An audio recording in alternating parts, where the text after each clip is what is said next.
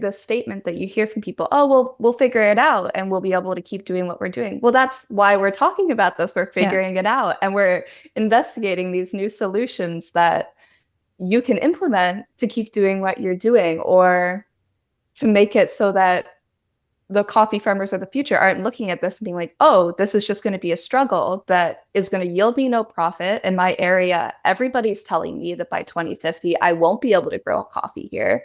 So what's the point? So giving them solutions, saying, hey, your family's done this for multiple years. A lot of the times they do want to do it, but they don't see a way forward. But there are possibilities to keep things going and help it adapt and enable these people to keep up this way of life. Map It Forward is starting a monthly online video discussion group for serious people in the coffee industry for just $20 a month. If you're looking for a place to connect with other individuals and explore a wide variety of topics about the challenges and solutions needed to navigate the many layers of the coffee crisis, this is for you. This space is a new feature for our top tier patrons in our Patreon community. Who are the kinds of people who are already signed up to be a part of this group? Think of the people who are guests on this podcast, and that should give you an idea of the caliber of what to expect. This is not a panel discussion. This is a direct, open discussion group facilitated by me. A great place to network, a great place to explore ideas, a great place to come up with solutions. To join this supportive and engaging monthly online meetup, head to patreon.com/mapitforward and choose the $20 tier. For details, check the show notes. Welcome to the Daily Coffee Pro by Map It Forward, friends. I'm your host, Lee Safar, and this is episode 3 of a really wonderful 5-part series with Maddie, Lucie, and Gabi. I would love to say that they're all from one place. They will talk one day when they come on the podcast about the one place that I really look forward to them being able to share with you that they're from, but it's not happened yet. So, but when you see these women, think of them as a unit that are trying to figure out how that they can have the most impact in this field. These are 3 women that you should have your eye on. And I say that knowing the backstory of what's coming. We are very fortunate to have these 3 women in coffee. Let me just say that much. And I'm very excited to watch what you 3 do together as we move forward in our industry, because we're going to need all hands on deck for this, regardless of whether people want to accept that or not. And there is a huge chunk of the industry, whether it's from ignorance or laziness or just sheer denial, that are not on board yet. So we're lucky to have 3 women like you, 3 people like you, who are spearheading a lot of this and taking the bull by the horns, as they say. So in this series, we're talking about what does success look like for resilient coffee farming. And in episode 3, this one, we're talking about what are the challenges that farmers who undergo the transitional process are seeing. So who wants to start us off on helping us understand what the challenges are? Again, all nodding and none of them saying anything. I'll pick one if you like. Will you want me to eeny, meeny, miny, mo? Lucie, you look like you're going to say something. Go ahead. I'm just thinking about your beautiful introduction to us, actually. And that we all come from different backgrounds, but we've come together on this desire for improving coffee systems. And we all are specialists in agroecology, and that's what we've specialized in our masters. And agroecology is this holistic entire system. And I think as being women in this journey as well, we have this unique kind of ecofeminist approach. And these challenges that we're seeing in coffee are, they need this agroecological lens to build a better future. And so, yeah, I think it's exciting to be here where we are now. And we're really motivated, actually, by everything that we're seeing and the people we're meeting as well. Well, and, you know, you've already got the right people around you. Like, you know, having Felipe be one of your champions is just, it says volumes.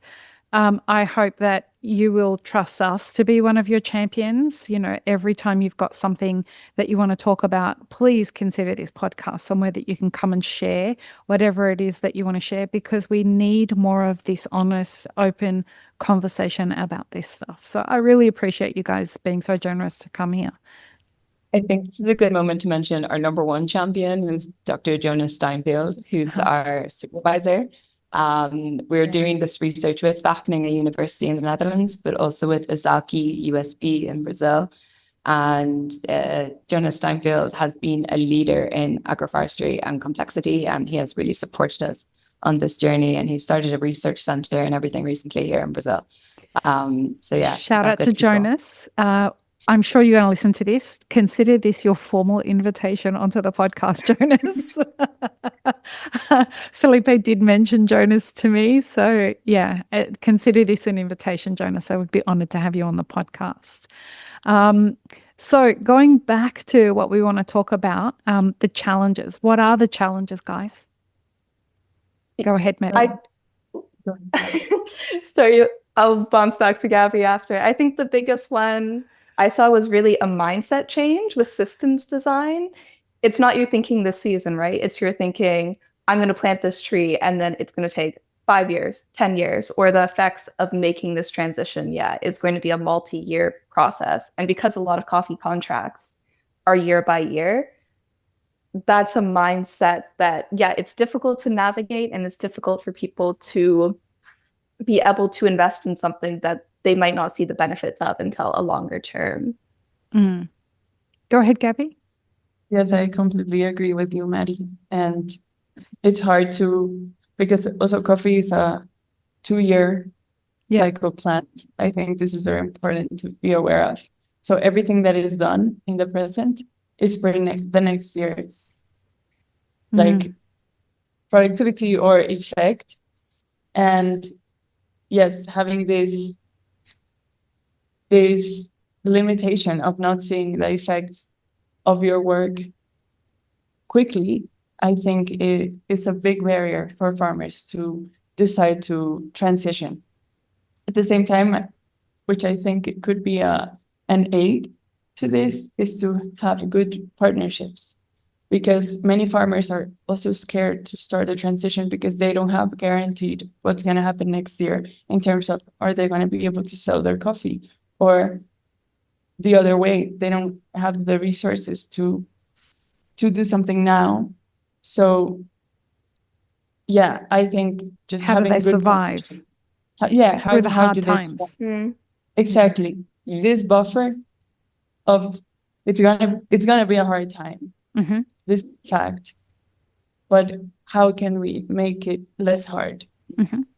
Lucie? Like, to be very clear, like when you want to transition to organic, you're going to have different time frames. So you might be, like we were saying in the last episode, cutting your system off the drip. So your system is now going through withdrawals, it's rebuilding. But you cannot receive the bonus price for organic coffee maybe for 3 to 5 years, although you're producing it. And also you're going to, what we're seeing a lot is really high infestations of broca damage in our regenerative organic agroforestry plots, because these are little unique islands surrounded by farms that are using the full range of pesticides and chemicals. So they're creating this beautiful ecosystem, this beautiful respite for every single pest and insect to come and hang out there.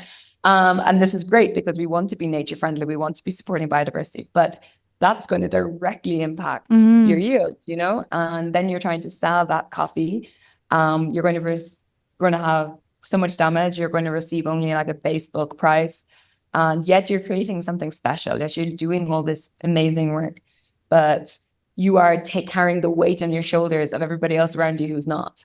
And that needs to be like recognized and supported and understood that this is long term. Maybe it's 5 years until you get noted, like till you get respected that you're organic and you get paid. But it could be 10 years until your system is actually self-sufficient and resilient and thriving. Yeah. And I'm not sure that all farmers have that runway. That's the problem, right? is I think it's great that coffee prices are where they're at so that it might be able to help them create a bit of a buffer for what's the future. But the issue is that there's no coffee, right? Like, we're not in this situation because there's loads of coffee, Brazil aside, right? But in most of the countries that really need these regenerative practices implemented right away, a lot of them don't have coffee to sell so that they can create that runway that they need into the future. Lucie, what were you going to say? Well, I'm just like, the prices of coffee might be high at the moment, and it's incredibly high, but that does not mean, let's be very clear, that does not mean the farmer is receiving that price. At all. No. So there's all these other steps, middlemen, cooperatives, organizations, buyers, and ports that are getting a cut of this before it ever gets to the farmer. And like you said, that they are producing only smaller volumes. They're not receiving enough to reinvest back into the system. Input costs have gone up so much in the last few years with different wars, different just geopolitics. A lot of coffee is grown in conflict zones as well, or in places of like poverty. And then, I think something that also just really jumps to my mind here is generational. We're seeing a struggle in next generation farmers in succession coming into it, and that's across all parts of the world, because coffee is just not that attractive to grow anymore. It's hard, and so you put climate change and the fact that they're struggling with succession, like, where is this coffee going to come from in the future? And we're seeing it now, like, there's this kind of, I don't know if it's ignorance or naivety from people on the consuming end or people in the middle of the, traders and speculators in coffee. And they're like, look, we'll figure it out. There's such a huge demand. There's no way that coffee is going away. I'm like, well, then who do you think is going to grow it? What reason have you given farmers to grow it if you're not actually like investing in the thing that's going to help them have it for the long term? Because what we've got right now is the short-term solution. And nobody cares how many people want to drink the coffee on the consuming end if they don't have a value proposition that makes sense for them to continue doing, because they'll swap crops. People don't believe it. People think that just because there's huge demand going up and up and up and up, that coffee is a guaranteed crop. I'm like, you're dreaming. It's just getting too hard. Go ahead, Maddie. It's just everything you're saying. I mean, especially the statement that you hear from people, oh, well, we'll figure it out and we'll be able to keep doing what we're doing. Well, that's why we're talking about this. We're figuring it out, and we're investigating these new solutions that you can implement to keep doing what you're doing, or to make it so that the coffee farmers of the future aren't looking at this and being like, oh, this is just going to be a struggle that is going to yield me no profit. In my area, everybody's telling me that by 2050, I won't be able to grow coffee here. So what's the point?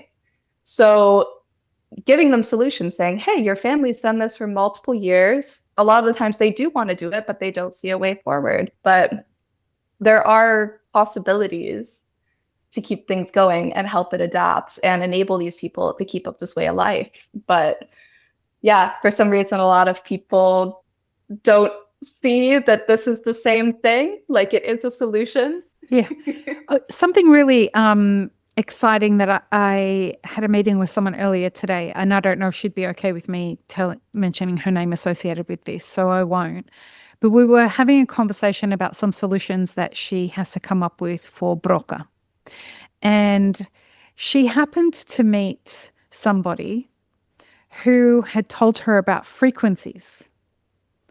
And she is using frequencies. This person is helping her get rid of the broca on her farm using frequencies. And this excites the hell out of me, that we are in such an exciting time in coffee farming if people want to lean into the idea that we need solutions. And not every solution is going to work for everybody, but some solutions are going to work for some people, and that's going to need to be implemented there. And in other places, because they have a different ecosystem, they need different solutions to the same problem. But this is about people exploring lots of things. Go ahead, Lucie.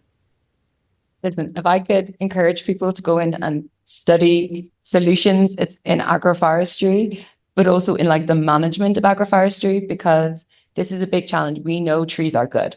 Sing it with me. We know trees are good, but it's managing them, it's pruning them, it's creating the right structures.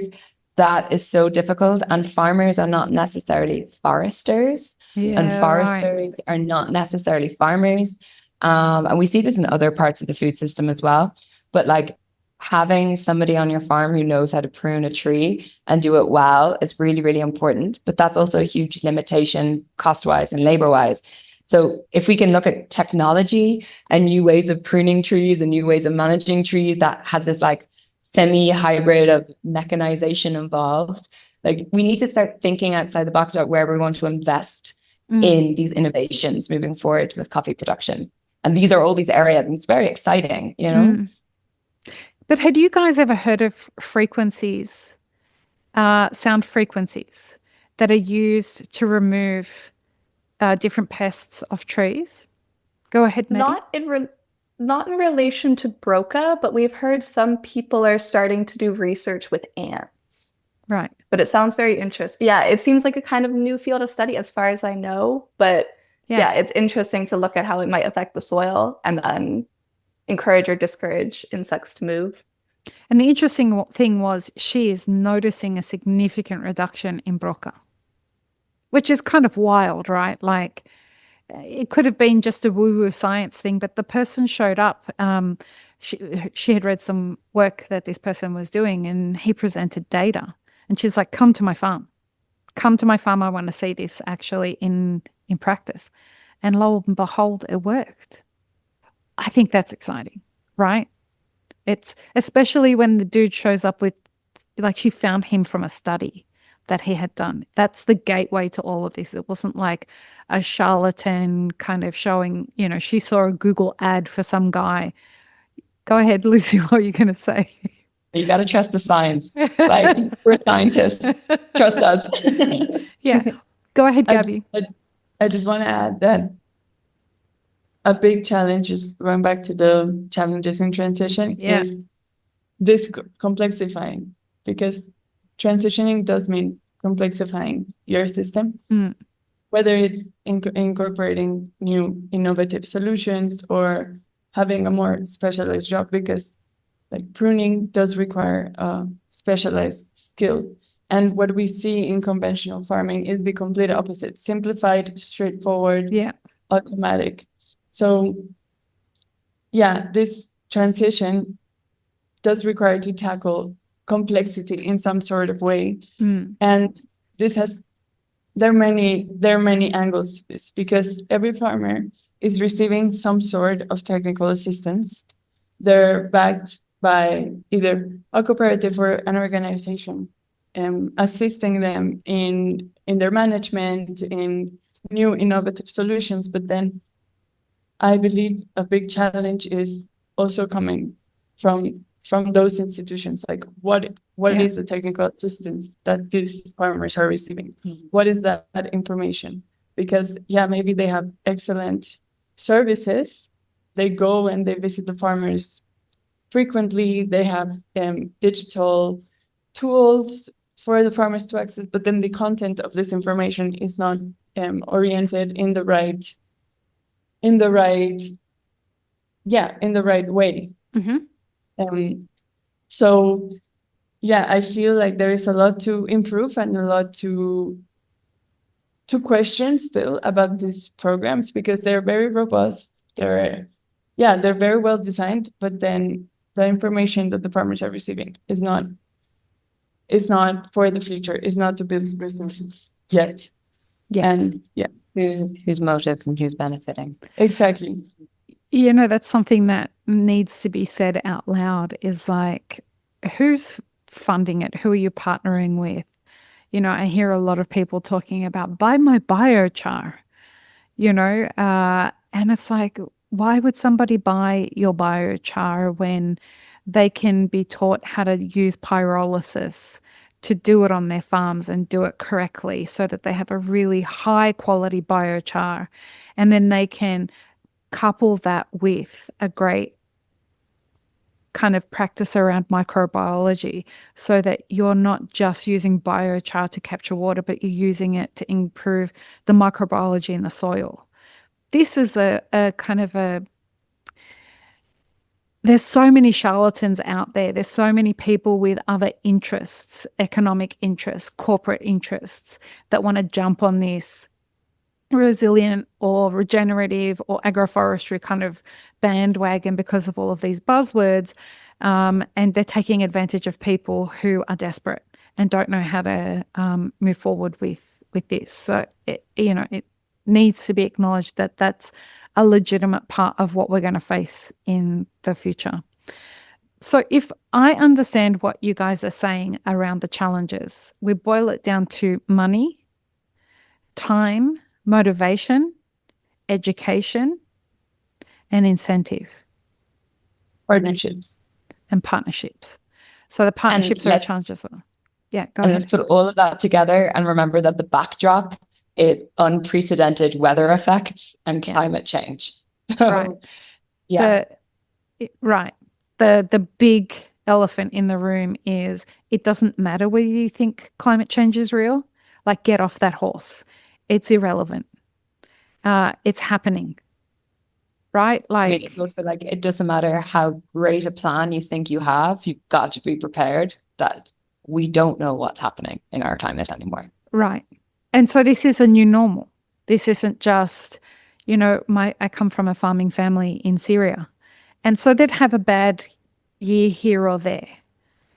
But that's not the same thing as the situations that they're finding right now. It's nothing is predictable. So, okay. So in this episode, we talked about the challenges. In the next episode, we're going to talk about what does success look like for resilient coffee farming. So join us for that, folks. Peace, love, and peanut butter. Have an amazing rest of your day.